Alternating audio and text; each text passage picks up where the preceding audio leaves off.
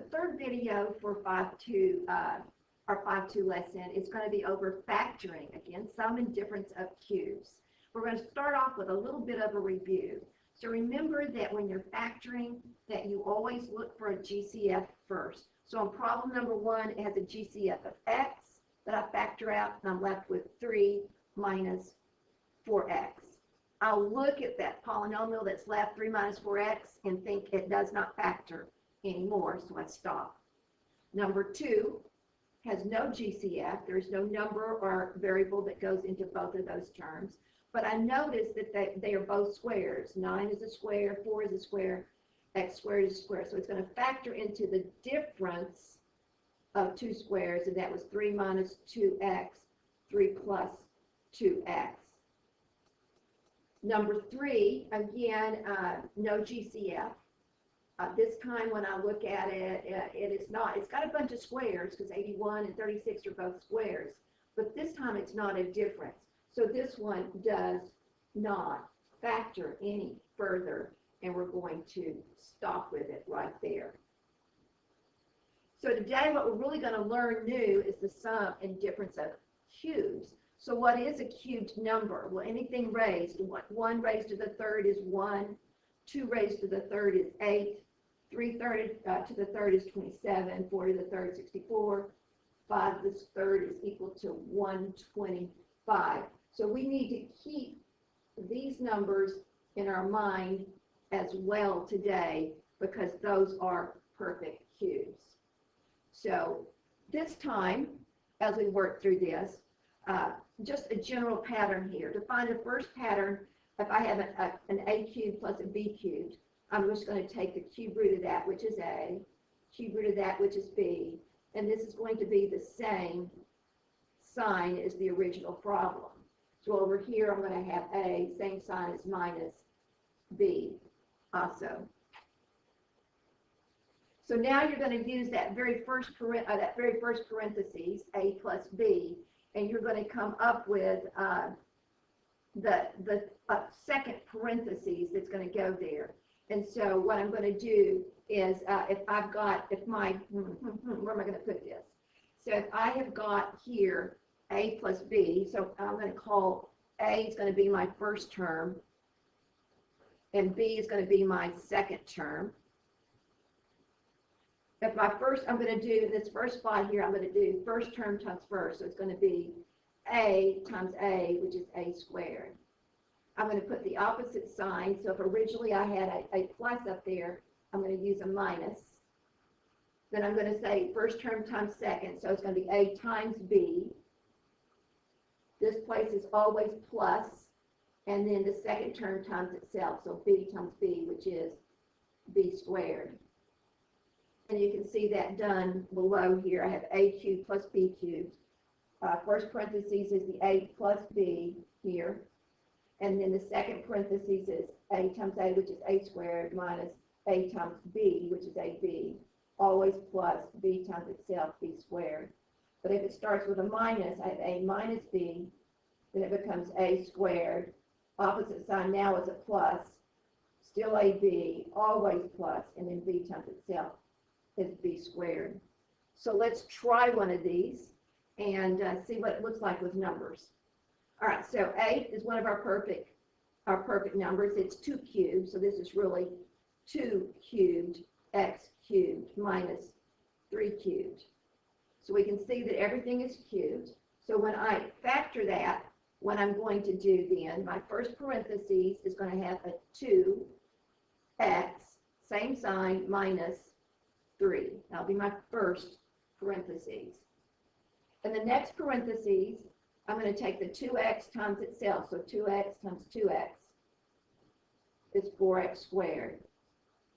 Opposite sign, so this is a plus.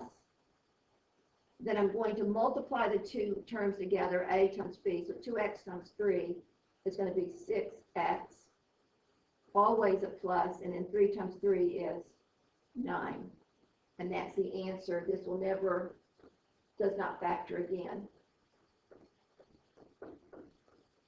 Also does not factor anymore. All right, so now I can't really say much more than that. So what we're going to do next is I'm going to let you start your homework. So this is really what you want to apply and make sure that you have this down. So what I want you to do is work through these problems. So work number 4. Turn the video back on and see how you did. So pause it right now and take a look. All right, so when I work this particular problem, I've got y to the third plus 4 to the third. So when I factor, again, cubes, so I'm going to have a y, same sign, plus 4. My next parentheses is going to be y times y to the second power, opposite sign is minus, multiply the two together, so 4y, always plus 16. Stop the video. My next one is going, again, I can see that it's going to be 2 cubed minus m cubed. So when I factor it, it's going to be 2, same sign, which is minus m. 2 times 2 is 4. Opposite sign is plus. Multiply the 2 to get 2m. Always plus, and then m times m is m squared. Stop the video. The next one I have is going to be 3 cubed a cubed minus 1 cubed. I'll put a little extra parentheses there that I don't need. So we'll take that out. So when I factor that, it's going to start off with 3a subtract 1. And my next parentheses is going to be 9a squared. Opposite sign, so plus 3a. So 3a times 1 is 3a. Always plus 1. Stop the video. My next one, I have 5 cubed x cubed plus 2 cubed. So that's going to factor into 5x plus 2, 25x squared minus 10x plus 4. So hopefully you've gotten that down. We'll do some practice on that next class. So again, stop the video and try these problems. They're going to be, these problems are going to be mixed up, so you're going to have to make decisions of what I do first. So hopefully you didn't stop it, but if you did, you're going to hear this now. So when I go through to factor, first step, I'm going to look for a GCF right there. So look for a GCF first. Then if I've got 2 terms, ask yourself, is it the difference of 2 squares? If so, factor it with a minus and plus. And if it's not that, then are they both cubes? And if so, then use that method that we've just done. Otherwise, it doesn't go any further. It doesn't factor anymore. So number 8, if you haven't done it yet, stop and do it. So number 8, I have 16x squared minus 1. There is no GCF. I see that 16 is 4 squared, so everything there is a square, and it's a difference. So this will factor, and it factors into 4x minus 1, 4x plus 1. Stop the video. Number 9 factors into, it's got a GCF. So 3 factors out, and I'm left with x squared minus 9. Once I do that, I take a look, and I notice the x squared minus 9 is 2 terms, and it is still the difference of squares. They're both squares still. So if it's a difference of squares, then it will factor again into x minus 3 and x plus 3. Stop the video. Number 10 has a GCF of 2 and an x as well. There's an x in both of those, so I'm going to take out a 2x. That leaves me with x to the third plus 1. So x to the third plus 1, I have 2 terms. That's certainly not the difference of squares, but I do notice now that they're both cubes.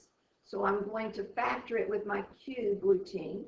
So that's going to be x plus 1 and then x times x, x squared, opposite signs minus, x, always plus, 1 times 1 is 1.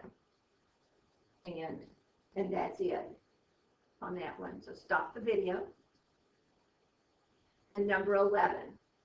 Number 11 also has a GCF. Let's see, 2 goes into it, nothing bigger, so that's going to be a 2, and an x also goes into it. So I'm going to factor out 2x.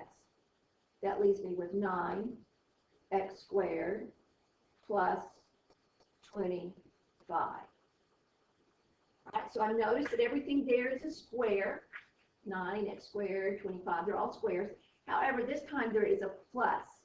And if it has a plus, it doesn't factor. It needs to be the difference of squares. So cubes, you can do both pluses and minuses, but on squares, you can only do the difference of squares and not this. So this one stops right there for my answer.